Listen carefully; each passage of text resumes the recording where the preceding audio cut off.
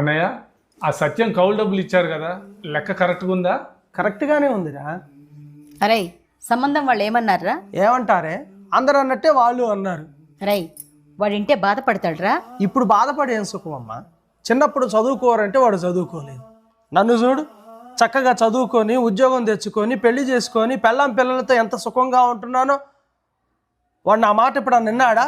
మొండోడు, ఎప్పుడు చూసినా పొలం పని పొలం పని పొలం పని. చూడన్నా, నాన్నిచ్చిన ఎకరం పొలాన్ని 20 ఎకరాలు చేశాను. ఎందులో శ్రద్ధ ఉంటే అందులోనే రాణించాలా. నేను అదే చేశాను.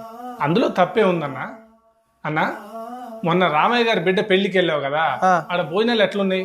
పబ్బబ్బా, బ్రహ్మాండంగా ఉన్నాయిరా. చికెన్ బిర్యానీ, మటన్ బిర్యానీ, పులిహోర, దద్దోజనం, 36 రకాల వంటలు. తినలేక సత్యం అనుకో. అమ్మా, ఇంటికి పార్సిల్ కూడా పంపించారే, అంత బ్రహ్మాండంగా ఉన్నాయిరా. అన్నా, అదంతా ప్లాస్టిక్ వంట అంట కదా, నీకు అడిగిందా? ప్లాస్టిక్ ఏంట్రా? రైతు పండించిన పంట అయితే. ఏంటన్నా? రైతు పండించిన పంట. అమ్మా, అన్న ఏదో అంటున్నాడు ఏంటి?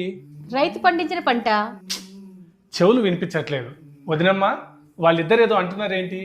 రైతు పండించిన పంట అంటున్నారు. ఆహా, రైతులంటే ఎవరు? నువ్వే. ఎవరు? నువ్వేరా. మీలాంటి వాళ్ళు పండిస్తేనే కదా పంట వచ్చేది. పిచ్చోడా, అది కూడా మర్చిపోయావా? మర్చిపోయింది నేను కాదన్నయ్య, రైతు విలువని మర్చిపోయింది మీరు.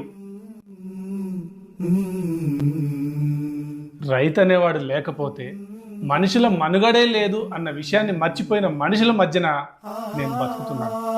పుస్తకాలలో గొప్పవాళ్ళం, కానీ వాస్తవానికి ఎవరికి కొరగాని వాళ్ళు. దేశం మొత్తం గర్వంగా చెప్తుంది రైతు అన్నదాత అని. అలాంటి అన్నదాతకి పిల్లనిచ్చి కన్యాదానం చేసే దాతలు లేకుండా పోయారు. కానీ మమ్మల్ని కూడా ప్రేమించి వచ్చేవాళ్ళు కొంతమంది ఉంటారు కాబట్టే ఈ భూమి ఇంకా నిలకడగా ఉందండి. రేయనక పగలనక కష్టపడే మా మరిది గారి కంటే గొప్ప గొప్ప ఉద్యోగస్తులేం గొప్ప కాదండి మాకు. అయినా మా మరిది గారు ఒప్పుకుంటే మా చెల్లినివ్వడానికి మా నాన్నగారు సిద్ధంగా ఉన్నారు. అవునా, చాలా సంతోషం అమ్మా.